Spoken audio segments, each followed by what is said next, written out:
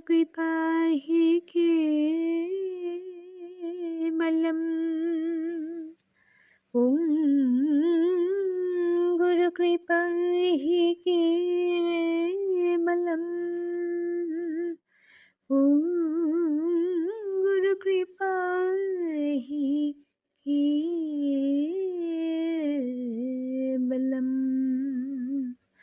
ॐ गुरुश्रीचरणशरणम्।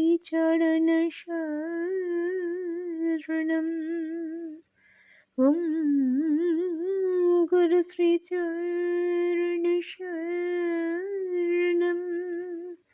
ॐ गुरुश्रीचरणशरणम्।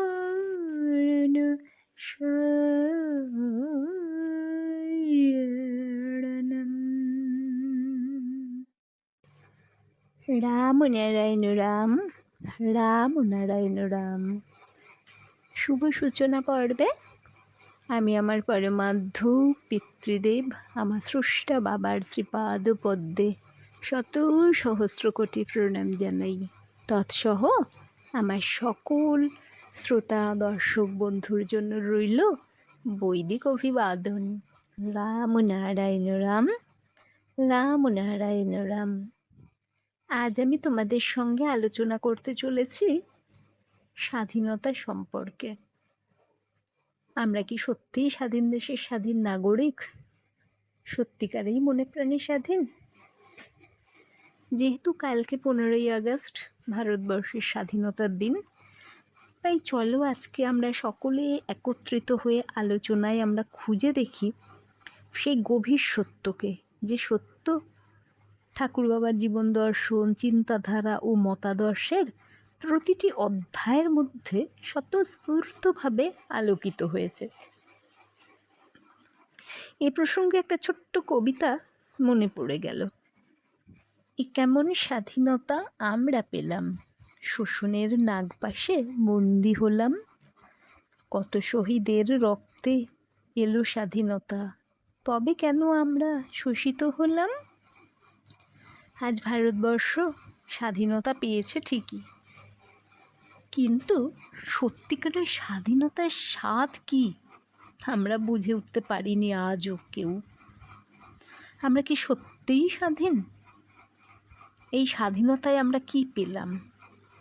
দুঃখ, ব্যথা, বেদনা, সমস্যা আর হাহাকার ছাড়া আর কি পেয়েছে ভারতবাসী? সত্যিই যদি আমরা অন্তরে বাইরে স্বাধীনতা পেতাম, তবে আমাদের চিন্তা ও কর্মপদ্ধতির ধারাই অন্যরকম হতো। দলাদলি সাম্প্রদায়িকতা থাকতো না। ভিতর ও বাহির, ঘর ও পর, স্বদেশ ও বিদেশ সব এক হয়ে যেত।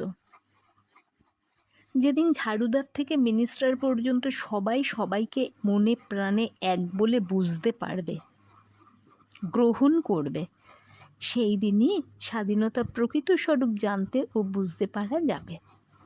শুধু বাইরের স্বাধীনতায় এই রূপ সম্ভব নয়। বেদ বলছে অন্তরকেও স্বাধীন করতে হবে, আয়ত্তে আনতে হবে। অন্তরকে যে জয় করতে পেরেছে, স্ব অধীনে যে আনতে পেরেছে, সেই প্রকৃত স্বাধীন, প্রকৃত বীর। প্রকৃতির দিকে যদি তাকিয়ে দেখি, অন্তর দিয়ে যদি তাকে বুঝতে চেষ্টা করি, তবে বুঝতে পারবো স্বাধীনতা কী। সেখানে মুক্ত আকাশে প্রতিটি গ্রহ, উপগ্রহ, নক্ষত্র, তারকা, প্রতিটি জীবাণু এবং সূক্ষ্ম থেকে সূক্ষ্মতর অনুপরমাণু প্রত্যেকেই স্বাধীনতার ঢেউয়ে দুলছে। তাদের আপন আপন গতিপথে বিচরণ করে যাচ্ছে। কেউ কাউকে বাধা দিচ্ছে না। কারুর স্বাধীনতায় কেউ হস্তক্ষেপও করছে না। অথচ কোথাও কোনো বিশৃঙ্খলা নেই, অনিয়ম নেই, অরাজকতাও নেই। সব কিছুই কেমন সুন্দর ও সুষ্ঠুভাবে এগিয়ে চলেছে। জীবজগতের প্রতিটি জীব সৃষ্টির দিক থেকে যেমন সম্পূর্ণ স্বাধীনতা পেয়েছে, তেমনি তাদের ভরণ পোষণের জন্য কোনো দিক থেকে কোনো কিছুর অভাবও হচ্ছে না।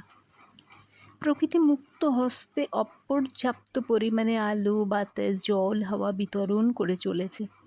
সেখানে প্রকৃতির যেমন কোনো কার্পণ্য নেই, তেমনি ভাগবাটোয়ারা নিয়েও কারোর মধ্যে বাগবিতণ্ডা, মনোমালিন্য, মারামারি, কাটাকাটি নেই।